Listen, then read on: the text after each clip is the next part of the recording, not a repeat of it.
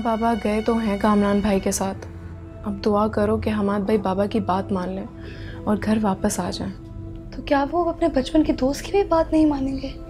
निगत अभी आप तो कहती हैं कि वो अपने घर वालों से ज़्यादा अपने दोस्त की बात सुनते हैं। हमाद भाई ने अपनी पुरानी ज़िंदगी का हर रिश्ता, हर नाता यूं तोड़ा है कि अब वापसी का कोई इम्कान ही नहीं। जो भी अब उनका मुकद्दर है।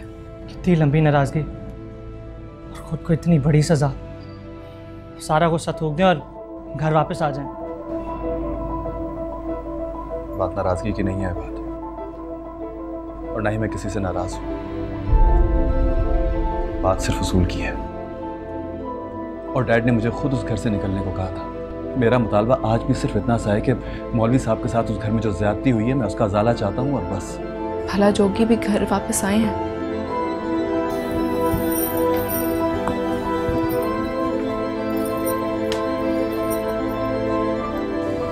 काश मैं ईमान को कभी हमाद भाई से ना मिलाती, इनकी कभी मुलाकात ना हुई होती।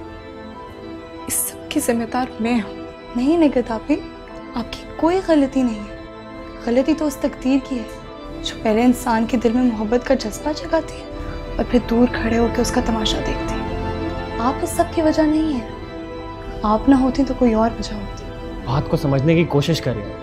तू अंकल की तबीयत से अच्छी तरह वाकिफ है, और ये बात क्यों भूल जाता है कि उस घर में वही नहीं और भी लोग रहते हैं। कामरान बिल्कुल ठीक कह रहे। मामा मुँह से तो नहीं कहती, लेकिन आपको पता है she really loves you lot, she cares for you.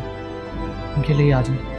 ये सारा जाल उस मौलवी का बिछाया हुआ जो अपनी जवान बेटी को चारे के तौर पर इस्तेमाल कर रहा है, और तुम उस लड़की की साइड बिल्कुल नहीं लोगे। मैं उन्हें घुट घुट के मरता नहीं देख सकती। मुझे समझ नहीं आता मैं ऐसा क्या करूं। अगर आप कहें तो मैं हमाद भाई से बात करके देखूं। हाया, बात तो तुम्हारी ठीक है, लेकिन उनके दर्द की दवा जिनके लबों की जुम्बिश में पोशीदा है, उन लबों ने तो जैसे चुप सी साथ ली है। काश ईमान एक बार हमाद भाई से कहते हैं कि वो अपने आप पर जुल्म करना बंद कर दें, रहम खाएं अपने आप पर और अपने चाहने वालों पर। मैं करूंगी ईमान आपी से बात। तुम जैसी बेटियां होती हैं जो वालिदैन के सर का ताज होती हैं, उनका गुरूर होती है। आखिर गलती क्या है उनकी? किस जुर्म की सजा मिल रही है उन्हें? सिर्फ मोहब्बत की है ना उन्होंने। ये मोहब्बत हमाद भाई की सांसों को घोट देगी। सुनिए, मुझे आपके जवाब का इंतजार है। आपका हर फैसला मुझे सर आंखों पर कबूल है अब्बाजान।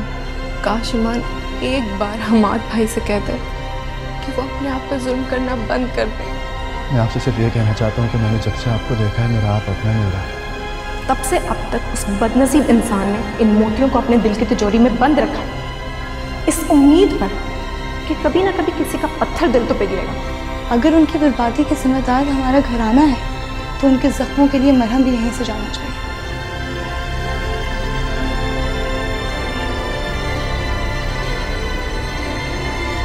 मैं करूंगी ईमान आपी से बात, और इस बार उनको मेरी बात सुननी ही पड़ेगी।